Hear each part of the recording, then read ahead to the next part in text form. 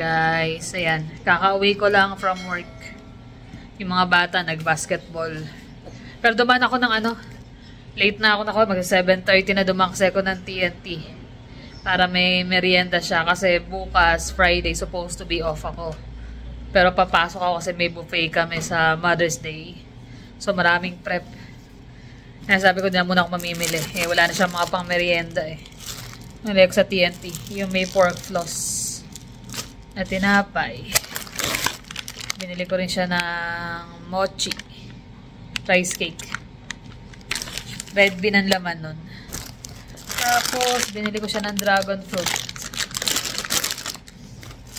Saka yung paborito naming autumn crisp na, na grapes. Yung green grapes. Binili ko siya ng Asian na peras. Ano pa ba? Tapos, bumili rin ako ng plum. Ilang peraso lang. Black na plum. Tsaka, coffee cake. Tinapay lang naman siya, pero coffee ang flavor niya.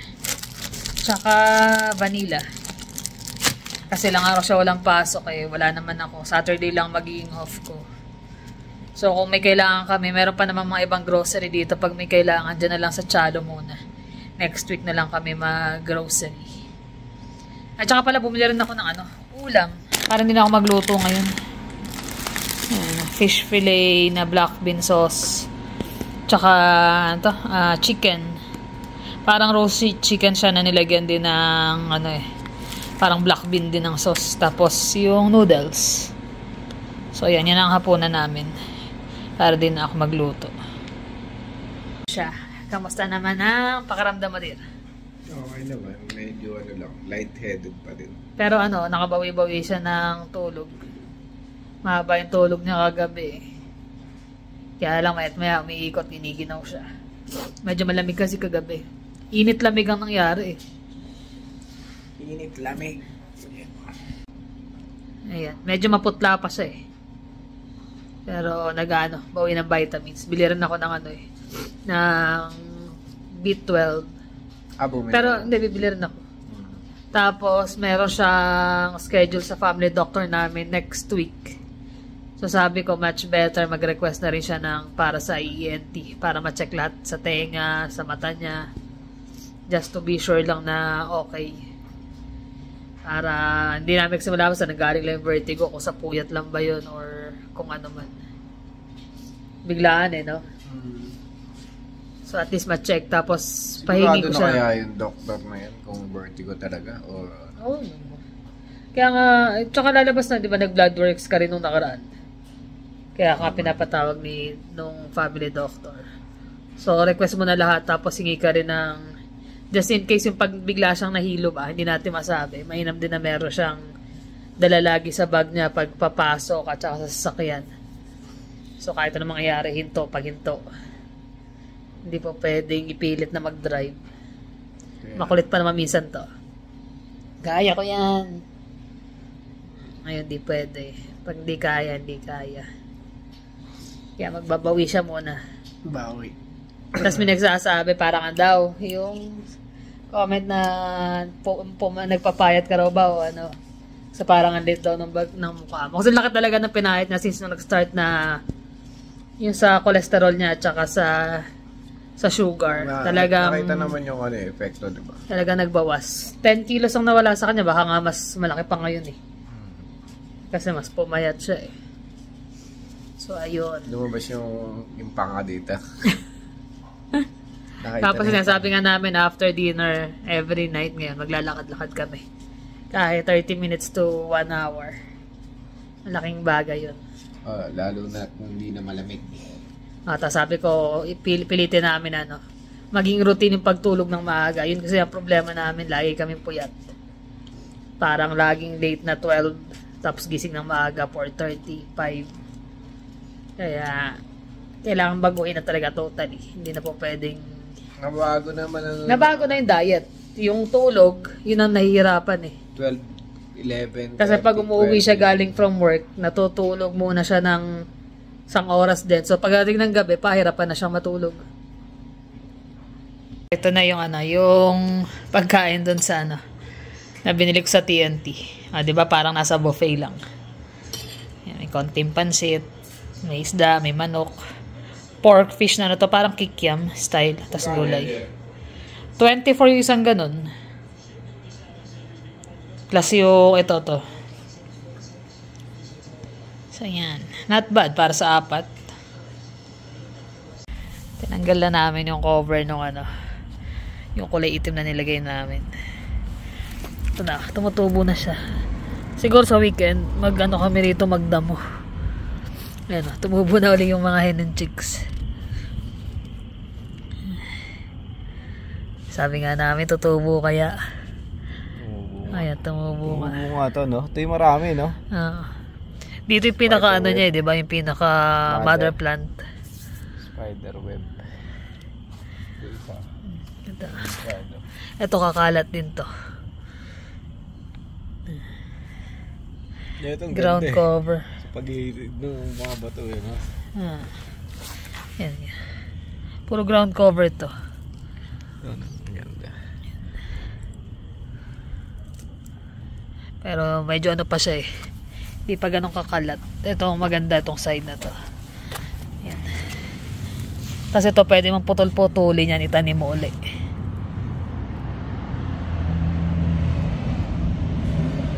Lakad-lakad kami. Ewan namin kung nandun yung dalawang bata nagbabasketball. Hindi kami sasakyan. Hanggang ba tayo maglalakad? Tayo nun. Layo ba? Ganda ng sikat ng araw eh. Ng oras, alas 8 na, no?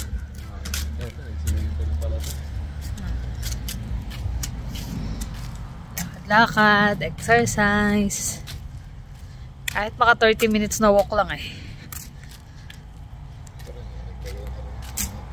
Ang ayoko lang talaga dito sa harapan kasi nasa harapan lahat ng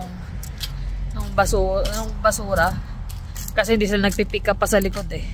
Pwede siguro re-request yun ano, kung maraming pipirma. Re-request sa city na sa back alley na lang ipopwesto lahat ng basura. Punong-puno na tong area eh. Nakailang bili na rito, palit bili, no? Yung iba. Ito parang pangatlong nakailang benta na ito. Bagong na diba na may-ari nito eh. Itong dalawang magkatabi na to eh. Possible na yung mga usbong ng ano, puno. Ayun yung salari na rabbit. Oh. Nangangain ng damo. Pati halaman. Pati halaman. Hindi masyadong kakainin.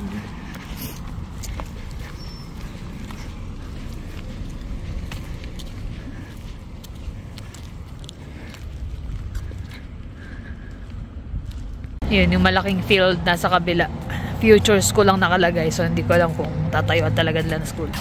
Dito lang sa may kabilang corner sa amin.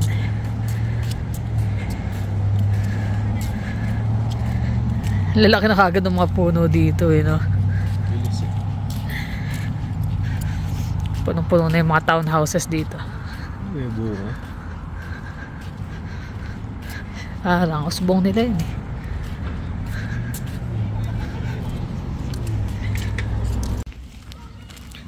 Yun, dito na kami sa may playground. Palubog na ang araw. Ito yung lagi namin tambayan eh. Layo-layo rin sa amin eh.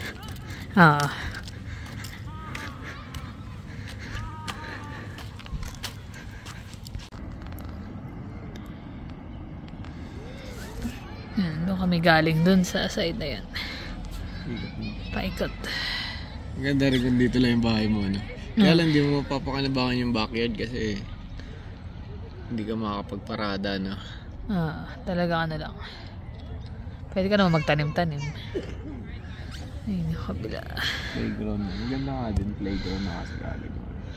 Para sa mga bata, okay, may gate sila sa likod tapos diretso sa playground ng mga bata. Matatanaw pa, di ba? Sayang hindi naglagay ng court na basketball eh, no?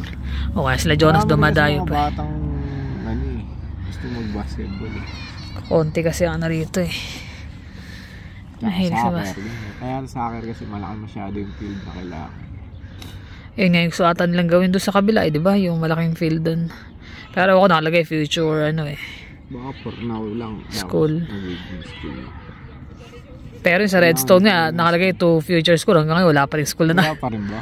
Wala, 4 na taon na tayo. Bilis din yung panahon, ano? Kalahin mo, magkakalagit na naman ng May.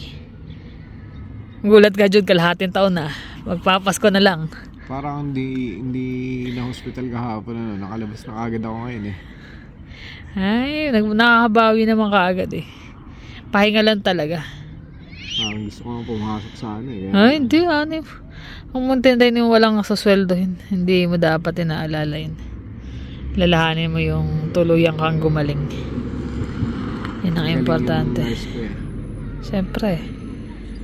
Giniginaw siya, yakap ko kagabi. Ay, bakit? Nahihilo ka? Ang lamig eh, lamig. Todo talokbong na yun, ako nakatanggal ng kumot. Giniginaw ako gabi, bakit kaya? Hanggang ngayon na tanghali, giniginaw pa rin ako, yung pa ako.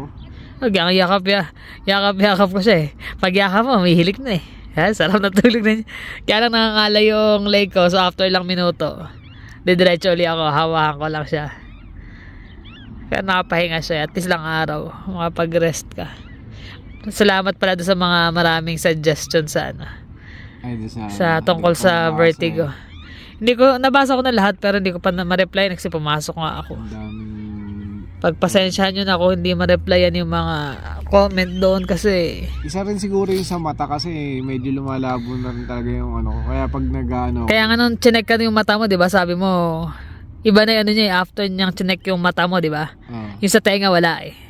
Yung chinek niya yung mata mo parang, sabi niya, higa ka. So malamang nakita niya na sa mata mo. Yung gumagano'n siya? Hindi, di ba flashlight niya yung mata mo? Oo. Na ito, makikita. Parang medyo lumalabo minsan. Kaya nga sabi ko sa kanya mag-request siya ng ano. Check yung sa tenga, sa mata lahat as in sa ENT mismo. Para masigurado. Pinagano niya ako eh. Higa ka tapos tagilid ka. Yung mata mo tingin mo sa ano. Di syempre doon yung mata mo tapos nakatagilid yung ulo mo. Kaya naramdaman ko na ito. Suka. Pero maabot naman siya sa mismong sukahan niya. Di na ako nagsalita ka ni Phil. Alam niya, I know what's the problem. Sabi niya, it's vertigo. Pala tayo naka-brown. Outdoor kami ngayon, outdoor. Yan na, palubog na kasi yung araw kaya lumipat kami ng pwesto. Yan. Against the light. Medyo lumalamig-lamig na. Sarap nga yung weather na ganito lang eh. Pero ngayon na init, tarik na tarik yung kanong araw. Yun ang pauwi eh. Laki ng pasa ako hanggang ngayon. Then? Oo ano. Sino sinuntok mo? Sinuntok na mama ito doon sa trabaho. Ano pa eh, yung suntok niya yung spinning back piece siguro. Hindi, spinning back piece. Ay naka. Ayun, sa tapos, trabaho, daming kababalagan nangyayari sa trabaho. Sunod yata ano? Sa loob ng 1 week. Ayun, kwento mo. Nangyari last time before ako mag-day off. Nagpe-prep ako, tapos yung katabi kong isa ring cook, nagpe-prep din. May nakita akong gumano na kala ko tao. Kasi black ang uniform namin, 'di ba? So akala ko si Lisa, yung isa naming cook sa breakfast. Shadow people pala. Tapos pag dan ako, lalagay ka sabi ko Jayron, sabi ko may ano ba? May duman dyan sa tabi mo, may kinuha. Siya pulo. Sigurado ka? Wala talaga siya eh. Sabi ko, nakita ko talaga eh. Sabi niya, kung nilibutan, mahanap siya. Sabi niya, bakit ganun? Sabi niya, basta naka-item ka ako. Kala ko si Lisa. Tinanong namin si Lisa, sabi ko kay Lisa, pumunta ka ba rito? Hindi. Are you sure? Sabi ko, hindi talaga. Sabi niya. So, yun, una.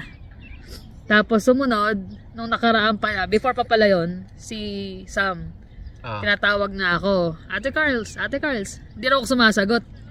Sabi niya, hindi sumasagot si ate. Tapos umalis na siya. Binalikan niya. Sabi niya, day off ka pala nun, hindi ko alam. Sabi ko, tapos sabi niya, pero hindi ko nalang pinansin eh. Nung isang araw naman, nasa likod siya, nasa line kami, nagsaserve. Tapos bigla humiyaw, Ate Carls, sabi ko, bakit nangyari sa'yo? Sabi niya, alam ko nandiyan ka sa harap eh, pero nakita kita rito sa likod eh. Sabi ko, sira ulo ka, ha? Dito nakita talaga kita Paano mo nasabi ka ko? Baka naman na Kamukha daw? May mali mukha? mata. Sabi niya, hindi ko nakita yung actual na mukha, pero pag nakatagilid ka, ikaw na ikaw Sabi niya, ganyan yung katawan, ganyan yung height Tingnan, pati yung bilbil daw. Salbahe ka. Sabi niya, ikaw talaga yun Sabi ko, huwag kang ganyan ha. Sabi niya, iba talaga Nanginig daw yung kamay niya, binubuksan niya yung, kasi andun yung dessert sa likod Nanginig daw yung kamay niya, nakita niya kasi alam niya kadadaan lang niya, nakita niya ako nasa line. Matatakotin pala to si si Sam. Tapos kanina, ibabalik ko yung vegetable na doon sa kabilang lalagayan namin. Lalabas ka pa ng kusina sa may kabila. May storage kami doon. Ay, malapit doon sa lunchroom niya? Oo. Tapos pagbukas ko ng pinto, lagi nakasara pagbukas ko ng pinto, merong yung kahoy ng upuan na inurong tas tumayo. Akala ko nandun si Sam kasi usually nagre-refill siya bago ako umuwi Pagbukas ko, walang tao, tayo ang lahat ng balahibo ko, nang pasok ko, pati yung sabi ko, oh my gosh, takbo ako babalik. Sabi ko, nakakatakot pa naman doon, puro storage kasi yun sa marketing, para sa kusina, sama-sama yun doon. Sabi ko, oh my goodness. Within 1 week yun, sunod-sunod. Hindi talaga mawawala yun doon kasi lagi may namamatay na matanda Ilang beses na may namatay kasi katandaan. Nakarang linggo lang yun nga nakita sa sa banyo. Siyempre minsan hindi pa rin nila alam na patay na pala sila ganyan or baka kung ano. Kaya nakakaano rin ayaw mo mang maniwala pero pag naramdaman mo kasi iba talaga. Kaya tawa sabi niya, ba't kinuwento mo patay? Sabi niya, pupunta ako doon, magre-refill pa naman patay. Ako. Sabi ko, mali ko, kala ko ikaw yun, nakitan lang ako, naghahadali ako, pabalik. Bakit nangyari Sabi ko, meron talaga Yung kilabot ko talaga hanggang dito sa... Hirap pa ng pang-umaga ka dati doon, yung magang-maga. Pag pang-umaga, sinula pang tao ron. Tapos patay ang ilaw sa kusina, lahat. Ikaw magbubukas. Ako mag-open. Ngayon, buti naglilinis sa amin sa gabi. Iniiwan na. Iniiwan niya ng bukas yung pinto kasi may nakakaramdam din siya. Nakakaramdam sila. Sa ginagawa nila, binubuksan nila lahat ng ilaw sa kusina. Tapos iniiwanan lang bukas yung mga pinto. So hindi ka na magdadalawang isip na kahit pa paano pumasok. Hindi talaga mawawala yun sa mga hindi maiwasan pero syempre pag oras ng trabaho mo, trabaho talaga Kahit sabihin mo natatakot ka na pag trabaho. Wala At saka dadasal ka lang. Pag nakaramdam ka, andyan na alam mo nandyan. Dasalan mo lang. Ng ating buhay kasama sila. Maliban nila baka akala nila buhay pa rin sila. Tsaka meron din mga masasamang elemento na ginagaya yung mga taong diba? O gaya nun. Ay, hindi pa pala si Des pa. Nakita niya kahapon, di ba wala ako dahil nga sinamahan kita sa doktor. Yung asawa ni Jai. Sabi niya bumalik siyang ganun. Sabi niya bakit? Sabi ni Jai, si Ate Carls. Si Ate Carls. Sabi niya absent hindi pa masok. Sabi niya, nakita ko siya dun Ang masama, yung ako, tatlong beses na yun na ako yung akalan lang ako yung nandun. Ikaw yung ginagaya. Ay, Sabi niya, nakita ko, wala nga. Sabi niya, di pumasok. Paano mo makikita? Pero hindi na nakikita yung mukha, Hindi, pero yung image lang. Image yung figure na, yung ako, yung laki, height, alam nila ako Tsaka yung pwesto ko laging doon Doon yung prep area ko Talaga, parte yun Sa linggo, pang umaga ako. Dali ka. Okay lang yun, talaga. Kailangan magtrabaho, Isipin ko pa ba sila? Papatakot ka ba sa mga ganun Sa dami ng experience. Kasi minsan, nadadala tayo ng mga ganung bagay na ano tayo. Kumbaga, minsan nakaka-paranoid din yung mga ganung bagay, di ba? Matatakot ka or mawawala ka ng Pero iba talaga sobrang matatakotin. Sobrang matatakotin. Kasi kami, lumaki kami na kasama na yung mga ganung bagay Sa pamilya niya, sa pamilya ko. May mga nararamdaman na kami ng mga bata pa lang kami. Kaya parang normal na. Tsaka hindi na rin namin pinapansin. Kaya most of the time pag pinansin mo pa yan, lalo siyang magpaparamdam. Lalo kang tatakotin. Lalo kang tatakotin. Basta pag dasal ka lang. Lalo na nung nasa Korea ako noon, ang daming namatay doon, di ba? May gera. Kung ano mga nagpapakita doon. Wala Hindi mo pwedeng intindihin Pag nintindi mo, daming utang hindi ka makapagtrabaho talaga. Hindi ka makapagtrabaho. Masisira yung diskarte mo. Yeah. Yung mga lumilipad-lipad ng bagsa, nakakainis. Teka na. Makati. Lumalamig-lamig na rin at hindi tayo kumikilos. Pero layo rin na nilakad namin eh. Lakad Doon na pa tayo doon pabalik. Doon kaya tayo dumaan. Anong ba yung mayroon doon? Hindi ko kabisado. Ayan na, lubog na yung araw. Wala nang tao dito. Nag-alisa na yung mga bata. Makakita mo gumagalaw yung swing mag-isa, no? Ay, naka. Tara. So let's go. Doon na tayo sa kabila. O dito. Oh. Which way?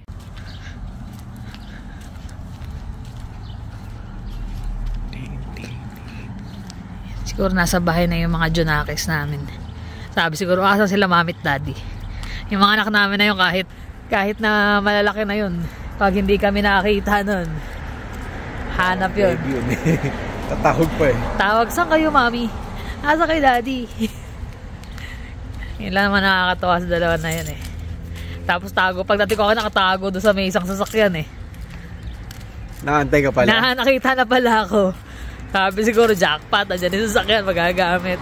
Hindi, medyo matagal na silang umalis eh. Maglalaro ng araw basketball. Tagal na yan? Oo. Forma na ano yun. Alin, yung nasa kanto? Ito. Alam ko nasa kanto, matulis eh. Ito, yung 10:27. Ayun na, napagod ka din? Nalamig ako eh. Nag-double na ako. Nalamig na ako eh. Malamig eh. Tangina, wala akong hoodie. Nag-hoodie na ako. Lamig eh. Mainit kanina kasi. Hindi man sobrang init. Medyo malamig kasi yung hangin. Pero nakaka-ano na ako. Medyo okay na. May mga exercise nga. Tama yung mga suggestion ng mga ibang ano. Manood ka ng mga exercise ng vertigo sa ano. Although may hilo ka raw talaga eh. Pag ginawa mo yun. Meron kasi titingin doon sa taas. Titingin sa baba ng dagat. Titingin sa kabila. So, tinesting mo kanina? Tinesting ko kanina eh. Nasa work ako. Oo. Meron nga naman eh. Sabi nga iba, magpa-PCO ka daw. Dami na suggestion eh. So, next week, schedule niya nga sa doktor. Malalaman natin yan. Tsaka yung sa ENT.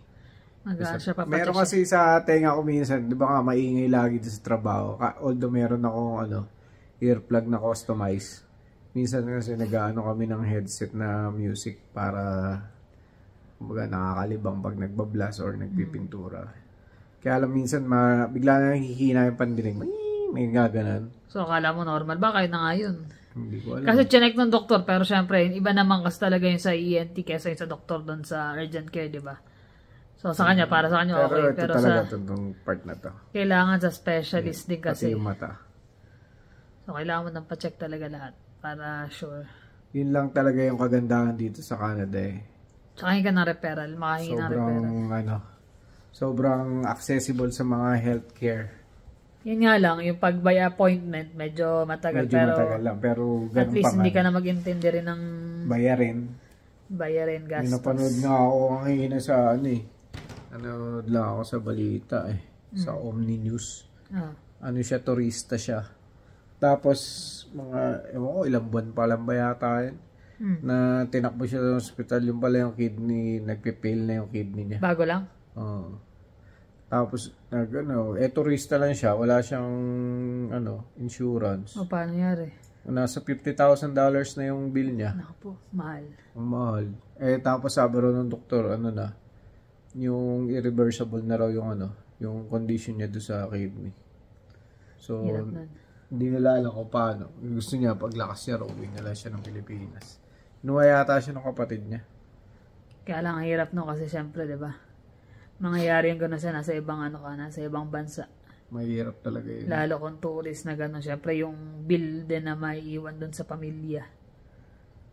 Bili mo 50,000. Nung nagpunta kami na urgent care, may nakalagay doon non-resident. Yung check-up, 1,100. Kung wala kang health card. Nag-ano rin ako, ba't yung mga tiga-Quebec ganun din, Iba kasi iba yung healthcare nila. So, hindi ko alam kung hindi sila nagbabayad, ganun. Meron sila, pero iba ata. Hindi ko alam kasi hindi ko kabisado kung meron sa Quebec, pero iba. Pero just imagine kung non-resident ka, nagpunta ka sa hindi mo expected na ganun kamahal. Magugulat ka na. Kami nakapost sila Ang laki, 1,1. Sabi ko, check up lang. Ang hirap nun. Kaya kailangan walang pera o kaya emergency talaga, di ba? Oo. Parang nulit ko lang sinabi mo. Niloloko. Kaya ngayon sa mga ganun, limbawa tourist, dapat maganda ang ano mo, medical insurance para medyo mas sigurado. Kaya Kami so far siya yan, medyo nakabawi-bawi na. Okay ka na ba? okay ka ba dyan? Yun nga, bumili nga ng mga makakain. Mga prutas. Prutas niya para makain niya, lalo wala ako pagka nasa trabaho, di ba? At least may merienda. Kasama naman din niya si Jonas, although Jonas kasi may pasok ng 2:00. Pero work from home naman si Jonas, kaya kahit pa paano meron siyang kaagapay. Kaya naman yan. Exercise lang talaga. Yun kasi talaga yung nawala sa akin. Dati kasi sobrang active ko sa basketball, sa mga... Ngayon, din nagbabasketball, bihira. Ngayon, trabaho lang kasi ako. Laging trabaho. Iba rin kasi talaga yung Iba talaga yung trabaho. Saka dati, madalas tayo mag-walking. Nakakapag-bike pa tayo. Yung bike nga namin, nakatambak lang dyan eh. So ngayon, pilitin namin maibalik yung kahit mga simpleng activity na ganun. Sabi nga dyan, yung sa napanood ko, pag nag-walking ka, parang after mo kumain ng hapunan, or ng kahit tapos after na nag-walking ka, parang 30 to 35% ng glucose ang nawawala, ang nababawas. Di ba, minsan tayo, pagkakain mo, syempre sa gabi, pahinga ka na lang. So, pag maglalakad-lakad na ganyan, kahit 30 minutes to 1 hour, wala na kapag tumatanda, kailangan priority na yung kalusugan. Pati yung pagtulog ng maaga. Yun ang kailangan namin talaga ayusin. Mga ganun. Kaya pag matutulog ka after work, pagbalik mo, huwag ka nang matulog na matagal, ha? Yun nga. Di ba dati, pinipigil mo na ako ng mga ganun? Kasi ngayon, ang uwi ko, di ba, 6, labas ako ng 6:10. Pagdating ko minsan, tulog pa siya eh. Magigising, 7:00 na. Ayun. 7:30. Ay, wala na talaga. Hindi na siya makatulog pagdating ng ating gabi na bago antukin. Ayun na. Magsha-shoutout sa salamin eh. Umpisa natin kay Joe Antonio. Yan, si Araya Camara. Aprilin. Si Miss Bing Torres. Bernadette Manahan. Si Jax Room. Irene Severino. Si Pangirl AJ. Danes Mangahis. Si Miss Mary Jenaline. Michelle Nalog. Si Nani Areta. Si Mami Chel. Si MRS or Mrs. Casey. Si Happy Heart. Yan. Si Chona 01. At si Den Henry. At si Jen Gabat. So, thank you. Maraming salamat sa mga nanalangin o bumati na get well soon sa akin nung nakaraan. Nagulat din ako nun kasi biglaan na yan talaga. Hindi ko inaasahan yun. Pero naka-recover naman kagad ako. Kahit pa paano, medyo pa rin. May hilo once in a while, pero... hindi totally nawala na pero parang pag may delay, parang may delay pa. Pero, na talaga, medyo syempre nakakabalan talaga yung nangyari kasi hindi namin alam kung ano. So ngayon at least, kahit pa paano, alam namin kung ano yung cost ng niya. Yung sa Facebook namin. Yun. Thank you din. Maraming salamat sa mga kaibigan, kamag-anak, tsaka sa mga ating mga subscribers na nag-follow sa Facebook account namin. Maraming salamat sa inyo. Ayun lang naman, kami magpapahinga na muna. Guys, thank you for watching. See you on the next vlog. Bye.